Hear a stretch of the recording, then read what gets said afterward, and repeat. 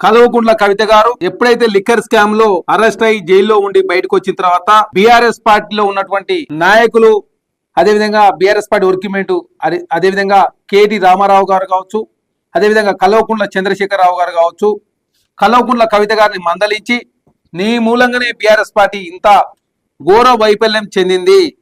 2005లో BRS party 5 ఎంపీలు, 2009లో 2 ఎంపీలు, 2011లో 14లో 11 ఎంపీలు, అదే 2019లో 9 ఎంపీలు గెలిచింది బీఆర్ఎస్ పార్టీ. నువ్వు లిక్కర్ స్కామ్ లో ఎప్పుడైతే అరెస్ట్ అయినావో, అదే కాకుండా బీఆర్ఎస్ పార్టీకి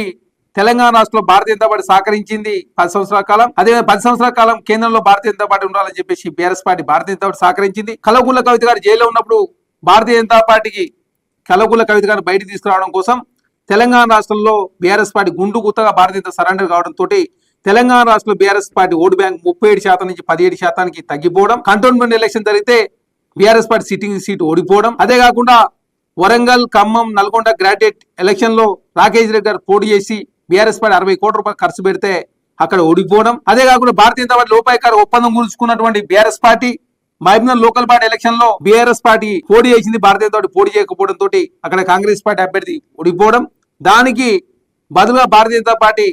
కరీంనగర్ గ్రాడ్యుయేట్ గా చేసి పోటీ చేస్తే బీఆర్ఎస్ పార్టీ పోటీ చేయకపోవడం మూలంగా ప్రధానంగా అక్కడ కూడా కాంగ్రెస్ పార్టీ నష్టం జరిగింది. 9 సంవత్సరాల కాలం పాటు భారతీయ జనతా పార్టీ తెచ్చిన అన్ని బిల్లులకు బీఆర్ఎస్ పార్టీ మద్దతు ఇచ్చింది. డిమానిటేషన్ కావచ్చు, రాజ్యసభ చైర్మన్ కావచ్చు, అదేవిధంగా వైస్ చైర్మన్ కావచ్చు, రాష్ట్రపతి కావచ్చు, ఉపరాష్ట్రపతి కావచ్చు, జిఎస్టీ కావచ్చు, రైతు నల్ల చట్టాలకు. అదే కాకుండా తెలంగాణ నుంచి 7 మండలాలు తీసి ఆంధ్ర కలిపిన, తెలంగాణ నుంచి ఐటీఆర్ బయట తీసేసిన,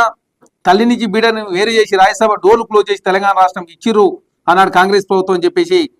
నరేంద్ర మోడీ గారు రాజ్యసభలో తెలంగాణ అవమానించినా కూడా 9 సంవత్సరాల కాలం పాటు మద్దతు ఇచ్చిందే భారతీయ జనతా పార్టీ. కానీ కల్వకుంట్ల కవిత గారు అరెస్ట్ అయిన తర్వాత,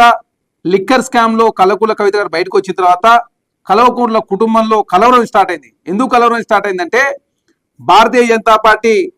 తెలంగాణ రాష్ట్రంలో బీఆర్ఎస్ పార్టీ ఎంపీ ఎలక్షన్ సహకరించుకున్న తర్వాత కల్వకుంట్ల కవిత గారు భారతీయ జనతా పార్టీ,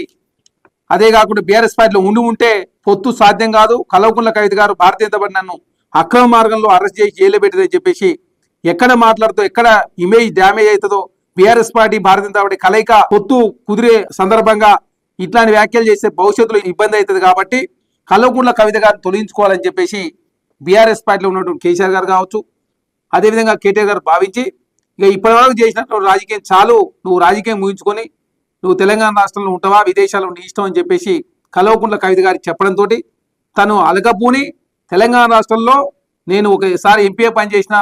తర్వాత ఎమ్మెల్సీ పనిచేసిన, నేను జాగృతి అనే సంస్థ నడుపుతా ఉన్నా, మీరు నా మీద పెత్తనం చేసినది బీఆర్ఎస్ పార్టీ మీ సొంతం అనుకుంటారని చెప్పేసి కల్వకుంట్ల కవిత గారు కేసీఆర్ గారితో కేటీఆర్తో గొడవ పెట్టుకొని